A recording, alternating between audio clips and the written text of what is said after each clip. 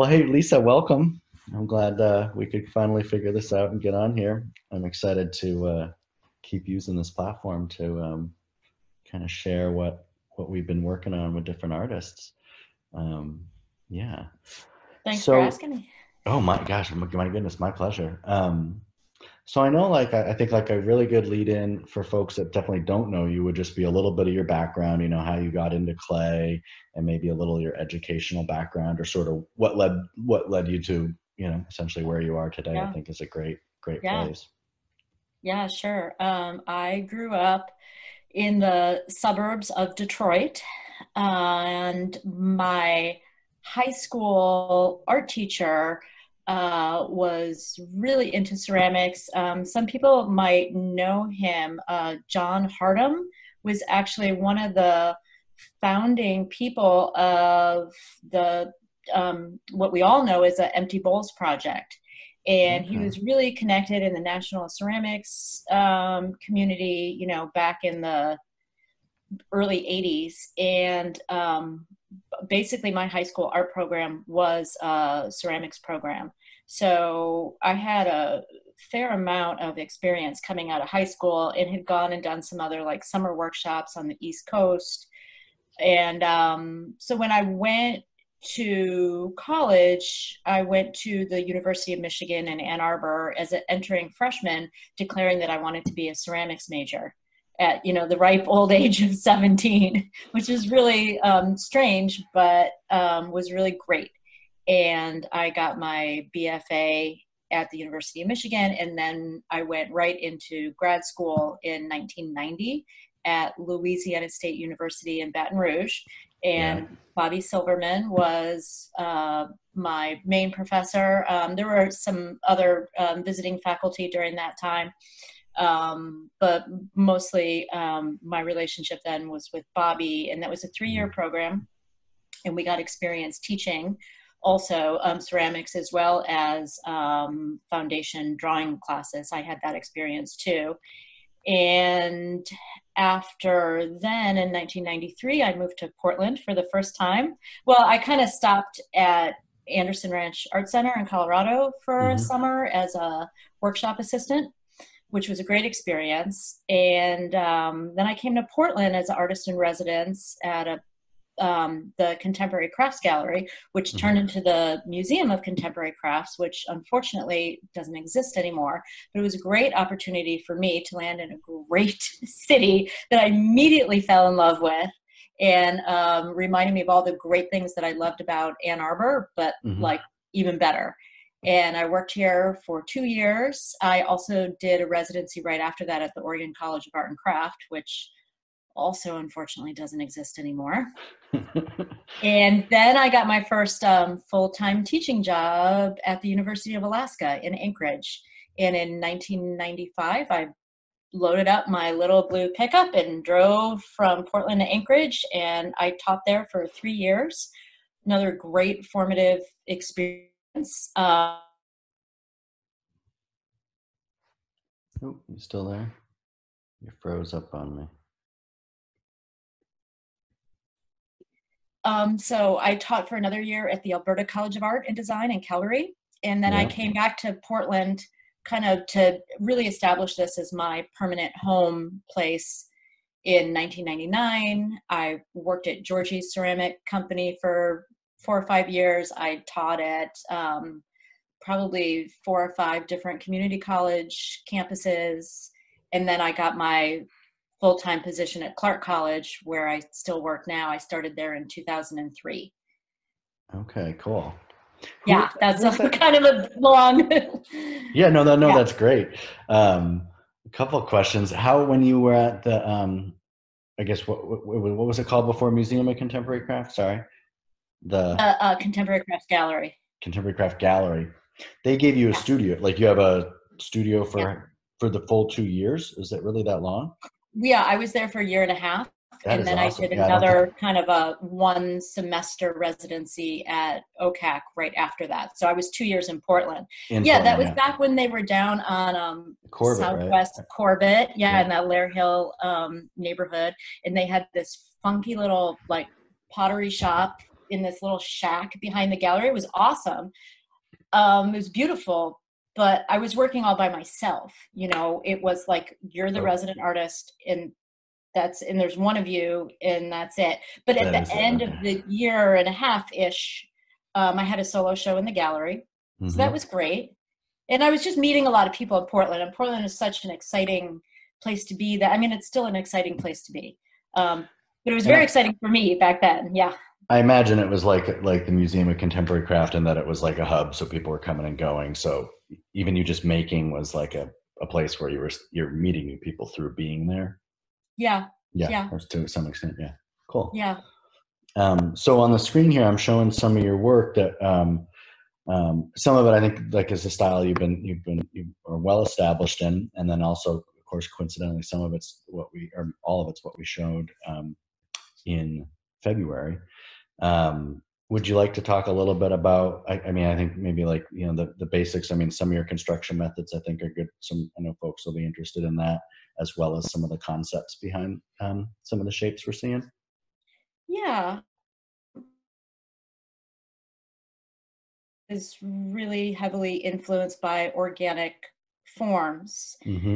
I would say in general, my pieces have evolved from being very representational, like actually trying to look like a particular thing. They've evolved from that to being more what I call suggestive, or more, I like to think of them as being more poetic, less like this is a blueberry, or this is a particular kind of plant, or, part of a human body or part of an animal body, into things that maybe combine all of those elements into a more inventive vocabulary of forms and shapes and surfaces that, combine all of those elements, but also, speak to the viewer in a way that's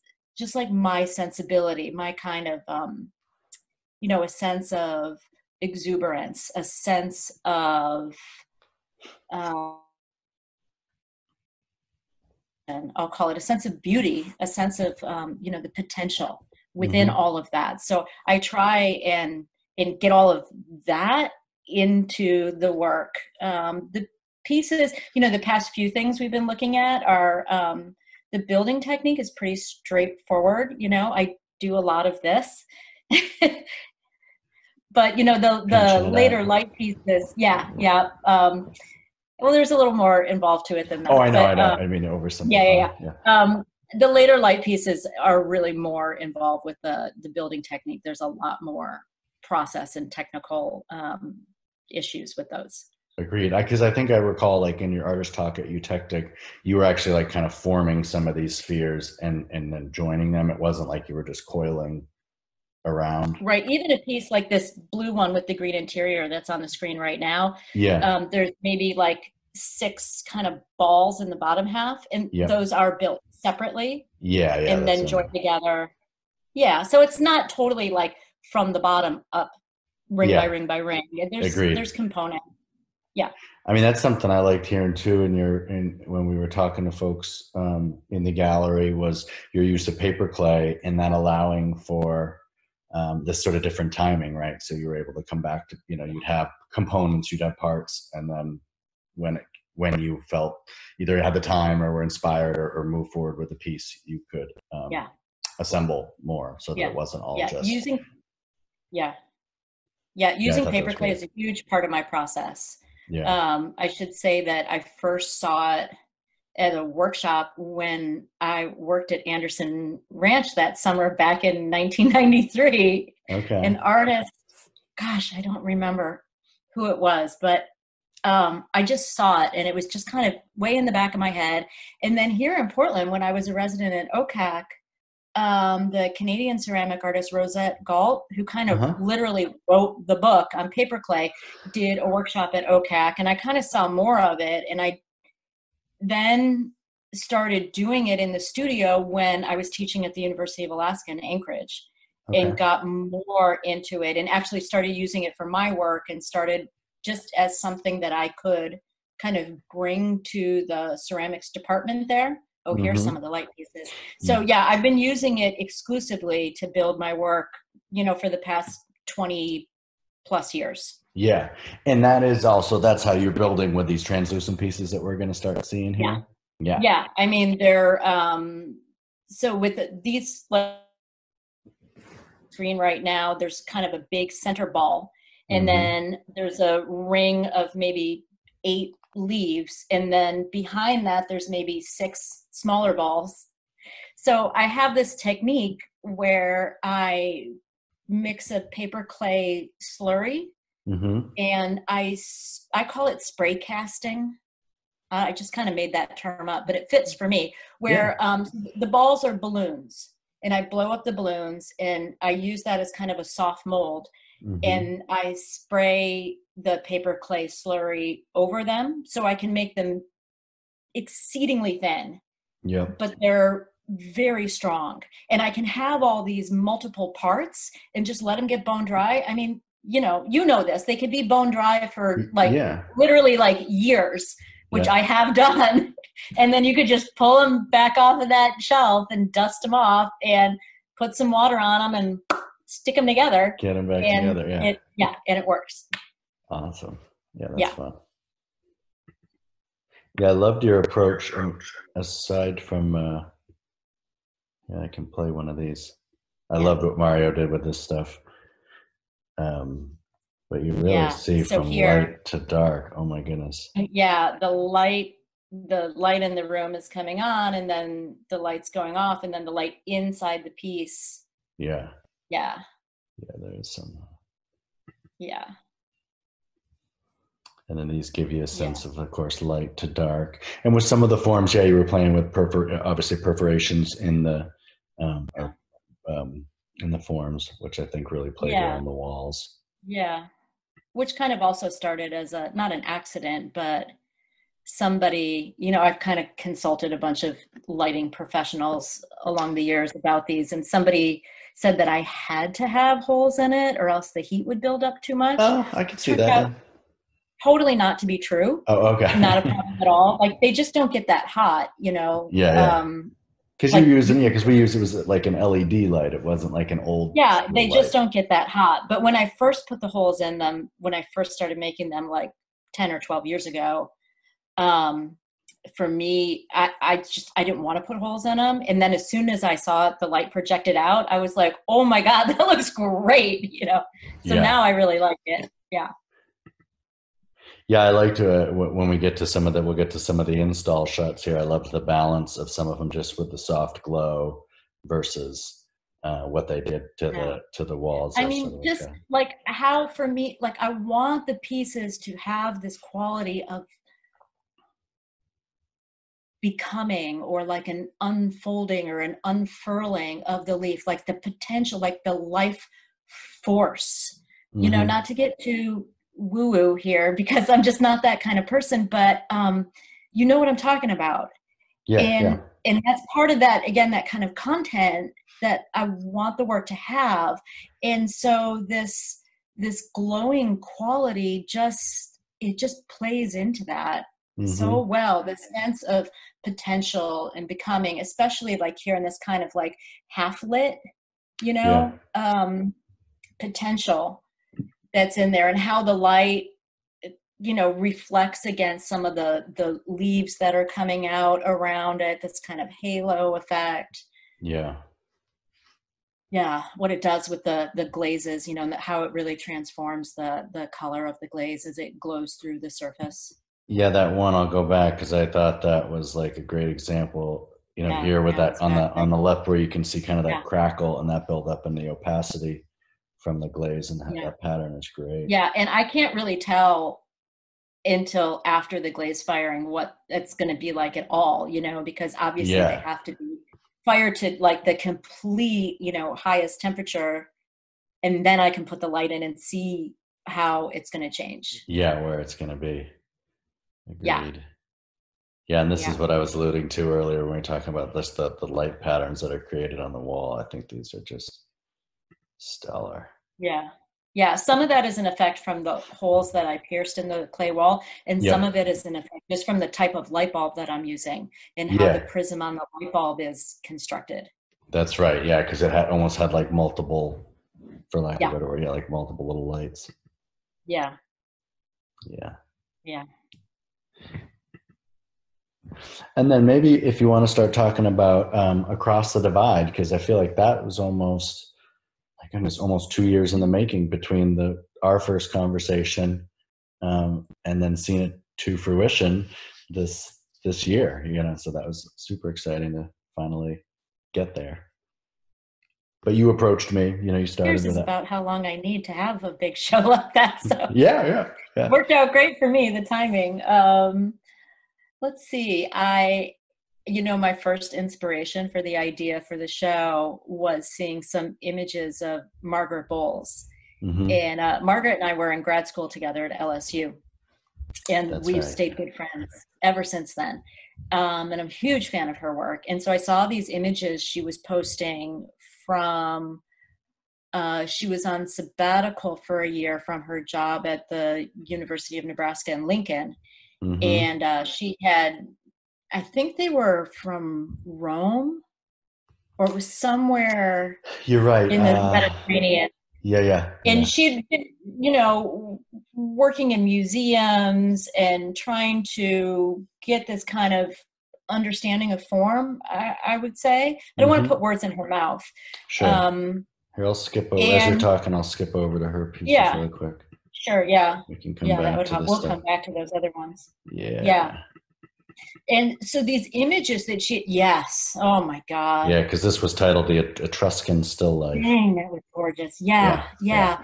So, you know, in one sense, they're kind of faithful, but there's so much more than that, right? Like it's Mm-hmm. just the her dedication to these pieces and to her ceramic practice and how they work together as a group, and her understanding of the form, and then bringing that into other pieces. I was just blown away. I think they're so gorgeous. Mm-hmm. And she and I had done, before I approached you about the show, she and I had done a artist invite artist session at the Watershed Center for Ceramic Art in Maine the summer Mm-hmm. just prior to that. And we talked during that session about making pots versus making sculpture. And I shared that I see myself as a ceramic sculptor, but Yeah. my pieces are in the vessel format. Mm-hmm. And she said that she saw herself as a potter, but she was making sculptures. Like, I think Mm-hmm. again, I don't want to put words in her mouth, but I Sure, think sure. she sees that installation, that big table with those on it, as one piece of sculpture.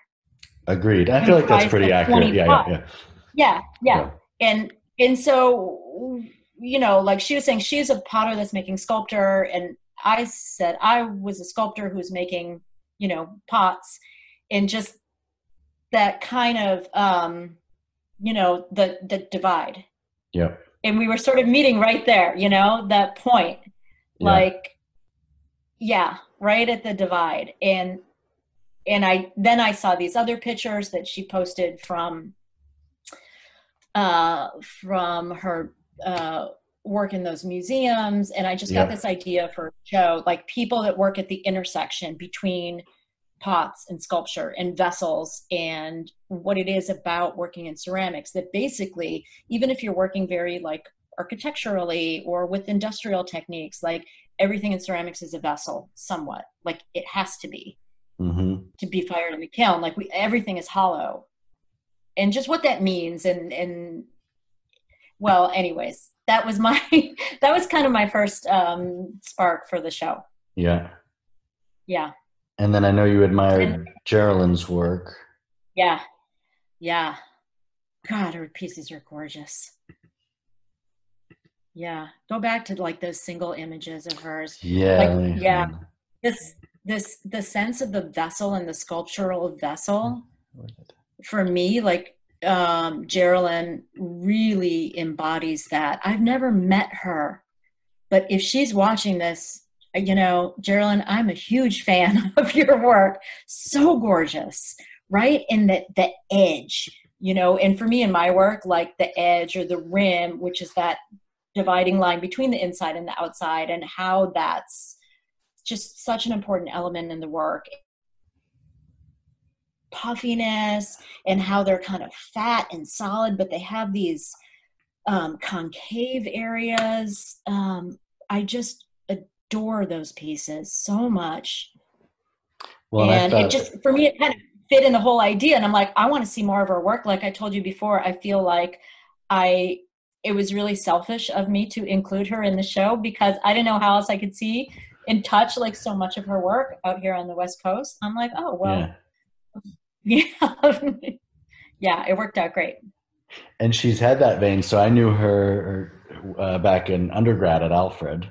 So this would go back to like 98, 99. What was her work like back then? It had the same sense. Like when you were just talking about like where two planes meet in that line.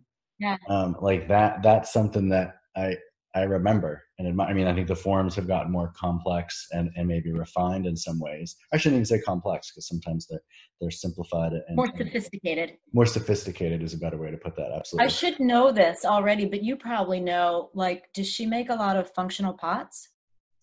Yeah, I mean, she makes pots, yeah, because that's part of her living. That's part of her studio practice. So yeah, it's a combination of functional pots and the sculptural practice. Absolutely. But yeah, agreed. I mean, I love the puffiness of everything and that linear quality. And I believe she was kind of playing around with like this piece on the left there with different sheens and kind of a horizon line. I recall seeing nods to that in the much older work as well. So yeah, it's kind of neat. And of course, that was a name I hadn't heard in years. When you were like, "What about Jerilyn?" I was like, "Oh my goodness, that's so cool." Yeah, the world is small. It's a small world, our ceramics world. Yeah. Let me go back to your lighting install shots. It doesn't want to click very quick. Let's see. Yeah, so I was super excited. So normally from our format, as you know, from coming into the gallery, we usually have a show in that main exhibition space that folks were seeing images of. And the back room is usually another show. But when you talked to me about the translucent pieces, it really made so much sense to just have them take over. So as you walk through that exhibition, you find yourself into this space here with it was the obvious thing. I mean, as soon as I thought of the show in your gallery, because I had done a series of light pieces like 10 or 12 years prior to this, but when I thought of the show in the space at Eutectic, I just thought, well, I have to take advantage of that space and make another series of light pieces and revisit that idea. And they're completely different now than they were 10 years ago. Like the forms with the big balls and the leaves, those kind of more flower ones, just came out. I love them. Yeah, it's great to see them like this on the slideshow. Like, honestly, I haven't seen them since that day when we deinstalled. It was almost 3 months ago. I don't know. God, it seems like time seems like 10 years ago. Right now. Shit. I do also really appreciate from a gallerist when he said deinstall, install and deinstall from a gallery perspective of how you really engineered the way these mount. I come across so many ceramic artists that make a great sculpture, and quite frankly, I get this piece in the mail and I'm like, how in the hell am I supposed to put this thing on a wall safely, or let alone like in a repetitive pattern or the mounting mechanisms. But this was a real treat. Well, I knew that either it was going to work. Yeah, either it was going to work great and be totally foolproof, or it wouldn't happen. There's no room for any like fudge factor when you're hanging a piece like that on the wall. So, I worked with a professional metal fabricator to custom make some parts, some of the mounting parts. And yeah, I mean, that's why it took 2 years, was Yeah. to figure No, that it's stuff out. a lot of work to get through that. Yeah. And so maybe kind of bring us present now. I mean, I know you and I know each other well, but teaching, you're making transitions there, of course, with like everybody. I just got off a Sika call earlier, and you know, of course, everyone's talking about how they're adapting and looking Yeah. looking for what they're going to keep doing in the fall. Yep. How's that going? Yep. I was in on that NSECA online teaching thing last week Oh, good. The that 92nd Y. Bobby Yeah, hosted with the 92nd Y and Chris great. Daly and Brian Hopkins. And yeah, I'm teaching ceramics online. Who would have thunk? Right. And my school has already announced that, you know, summer, of course, is going to be totally online, and fall really online. So the soonest I would be able to see students face to face again will be January. Yeah, I saw California, same thing. Which I think Yeah, we're but going I to mean, all be in line with. Yeah, Oregon, California, yeah, Washington. that's a great shot of Margaret's work. Go back to that one. Yeah, yeah. I was. Yeah, These were out of order where I like was trying to in find them. between, you know, because like the negative space and her handle attachments. Yeah, Oh my God, I love that. yeah. And she was.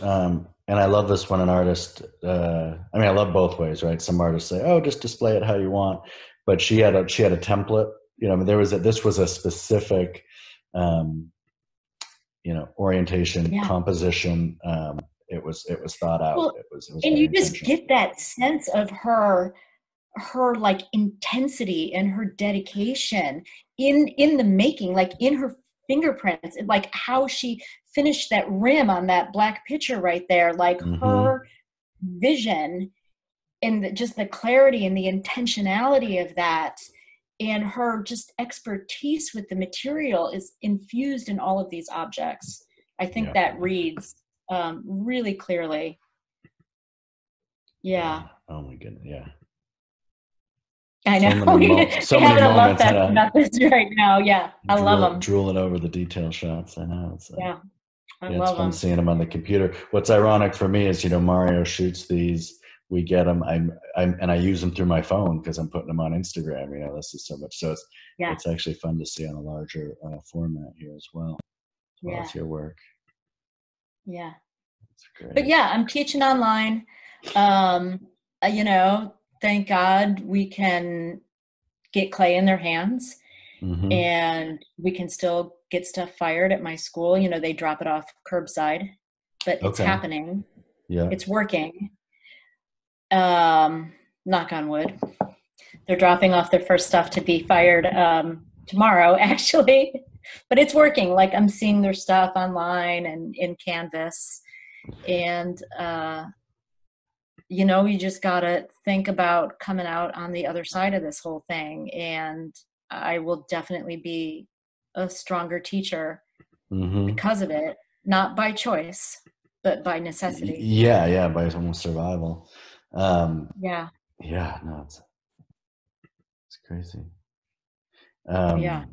I just lost my thought. I was going to ask you a question about. Oh shoot! Yeah. I'm doing that a lot these days, losing my Oh, thoughts. I know what it was. Because we kind of had. I knew the answer to it, but our viewers don't. Yeah. But I heard you talking about. I can't remember who posed. Maybe it was even me. Or no, you were referring to somebody asking like, "Oh, you must have so much time to make work." And the irony being that so much of, and I've heard this from a lot of folks in education right now, you know, even though you're at home and you have a studio, that a lot of your energy has been, you know, navigating this transition and putting the students at the Oh, yeah. forefront of Yeah. Well, and all because this. for my particular job, that's a great shot. Yeah, The yeah. glaze on there is so beautiful. You know, for my job, I'm still department chair. So there's like so much more. I'm working 10 times harder than I ever have. I'm working for school, you know, 12, 14 hours a day, 7 days a week, ever since this started. Yeah. 8 weeks ago. So, and I don't see that letting up anytime soon. Yeah. So, you know, and I'm not complaining because there's so much real suffering going on out there. People that aren't as lucky as me. So I'm, you know, I'm just really grateful for what I have. But in terms of my own ability to make new work right now, not only like the time factor, I just don't have time for it, but Mm-hmm. I don't know. It's great to see these images again. It's inspiring because I Yeah. haven't had the mental, I don't feel like I have the mental capacity right now. I don't know what has to like, door has to unclick open inside to feel like I have permission to go down and work in the studio right now. Sure. I don't think, I mean, I But, think there's a lot of people in that boat right now, actually. It's you navigating know, through just that. like grocery shopping takes, you know, I mean, you know, we got everything into, like I make my list ahead of time and then they just load it in the back of the truck. Well, just making the list takes three Oh, yeah. hours. Yeah, yeah. We have to spend 3 hours, you know, why it's like grocery shopping takes like 6 hours now. Or just, you know, the extra time that we spend making sure that, you know, my family, that we all have dinner together every night and breakfast and lunch together too. Like it just, everything takes longer.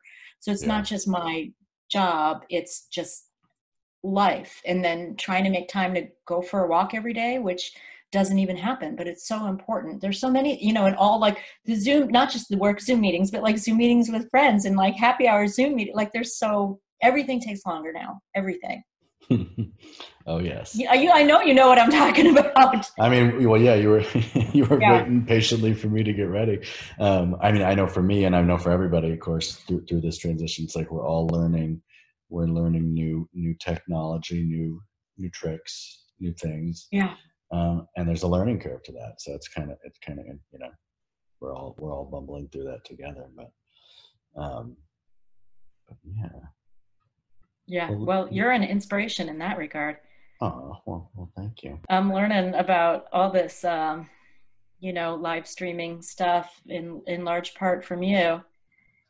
Well, we're trying. I mean, our focus right now is how do we, something that I miss so much, and again, look to this potential as a silver lining moment of is missing our community, and all the visits, and of course, your smiling face coming through the door, and Chuck, and all our friends Yeah. and partners.